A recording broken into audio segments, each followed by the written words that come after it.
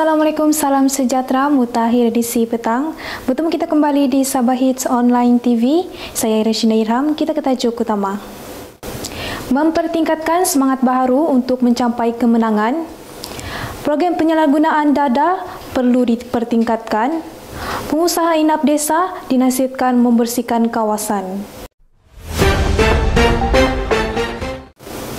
Kehadiran lawatan pertama kali Ketua Menteri Yang Amat Berhormat Datuk Seri Panglima Haji Haji Noor ke Kuching bersama pemimpin tertinggi Kerajaan Negeri Sabah untuk lawatan sehari bagi memperkukuhkan lagi hubungan erat yang sedia ada bersama Sarawak.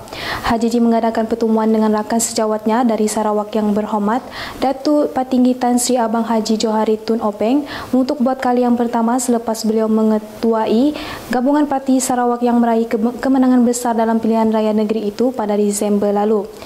Haji berkata secara peribadi mengucapkan tahniah kepada Tan Sri Abang Johari atas kejayaan mendapatkan mandat yang jelas untuk menerajui kerajaan, dan lawatan ini juga bertujuan meneroka bidang kerjasama baru antara kedua negeri Borneo sebagai rakan wilayah dalam Persekutuan Malaysia. Dalam mesyuarat itu yang turut dihadiri anggota kabinetnya, Tan Sri Abang Johari berkongsi pandangannya mengenai beberapa perkara termasuk hubungan negeri persekutuan, keperluan untuk kestabilan politik, hak Sarawak dan pendirian bersama yang boleh diambil oleh Sarawak dan Sabah dalam mendapatkan hak negeri.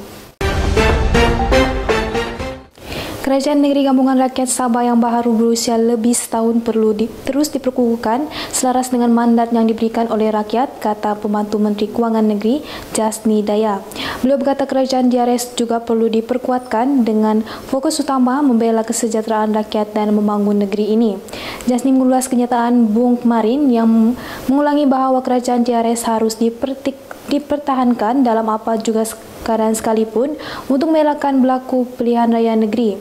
Oleh demikian, Jasni yang menyokong kenyataan Bung menegaskan fokus utama kerajaan DRS ialah membangun negeri Sabah dan membela nasib rakyat ketika negeri dan negara dalam pandemik COVID-19.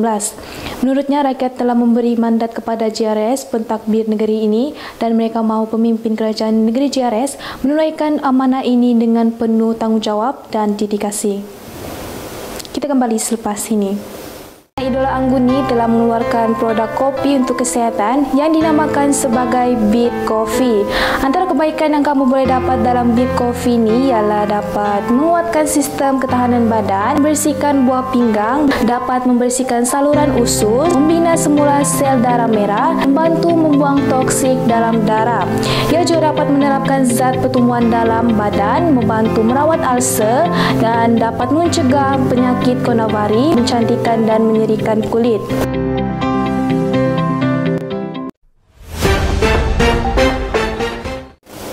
Kita bertemu kembali.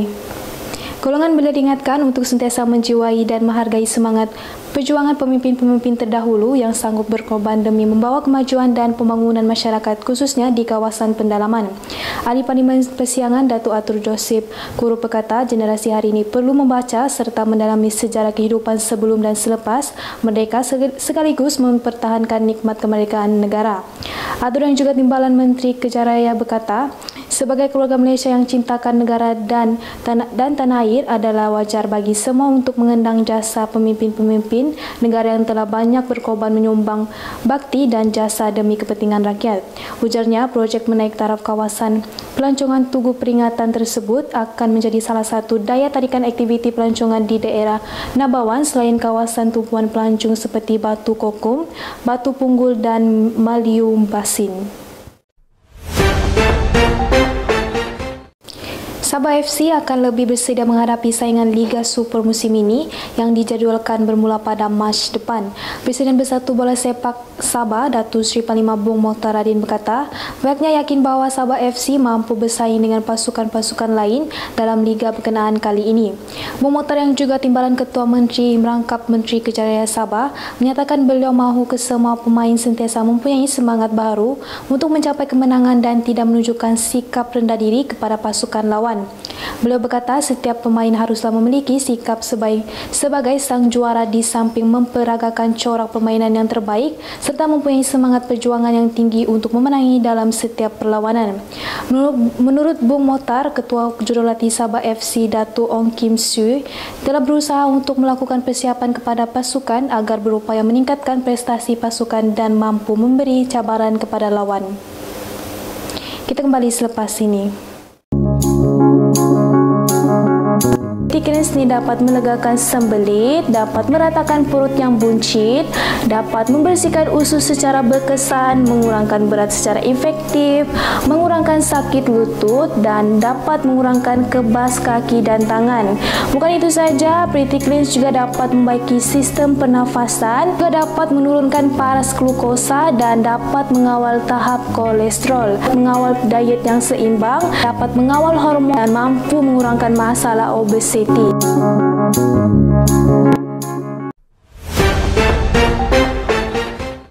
Mengingatkan kepada pemilik inap desa di daerah ini agar memastikan pembinaan struktur bangunan berhampiran jalan raya utama tidak mendatangkan masalah khususnya isu parit tersumbat. Timbalan Ketua Menteri Datuk Dr. Joakim Gusalam yang juga Menteri Pembangunan Perindustrian Sabah dan Ahli Dewan Undangan Negeri Kundasang turut mengingatkan pengusaha inap desa supaya sentiasa membersihkan kawasan atau membuat pembentuk yang lebih besar untuk menampung jumlah air yang mengalir apabila hujan lebat. Beliau berkata demikian semasa mengadakan lawatan ke Kampung Kundasang Lama, Kampung Dupiring, Kampung Dupiring Atas dan jalan menuju Kampung Buru Tuhan bagi memantau keadaan jalan dan parit di semua kawasan terbabit baru-baru ini. Dalam pada itu, beliau turut meminta JKR daerah berkenaan membaiki ke semua parit serta pembentung yang tersumbat dan pecah akibat aliran deras air berikutan hujan lebat sejak beberapa hari yang lalu. Penglibatan ke semua lapisan masyarakat diperlukan bagi mementras masalah penyalahgunaan dada di negeri ini. Menteri Pembangunan Masyarakat dan Kesejahteraan Rakyat Sabah, Datuk IR Syahelmi Yahya berkata, bekerjasama semua pihak dilihat dapat membantu pihak berkuasa mengatasi permasalahan berkenaan dari semasa ke semasa. Selain itu, kerjasama dan pelibatan komuniti secara holistik, termasuklah pemimpin setempat, jabatan kerajaan, badan bukan kerajaan dan seluruh masyarakat penting bagi memastikan usaha mementras dada berjaya. Sementara itu, dalam program yang sama, beliau turut menyentuh tahap kesedaran orang awam mengenai bahaya penyalahgunaan dada perlu dipertingkatkan. Akhir sekali, kempen-kempen berkaitan penyalahgunaan dada amat penting untuk diteruskan dan harus disebar luas agar dapat memberi kesedaran kepada masyarakat. Sekian saja berita untuk hari ini. Saya Reshina Irham dan kru Sabah Hits Online TV ingin mengucapkan selamat menyambut Tahun Baharu Cina 2022.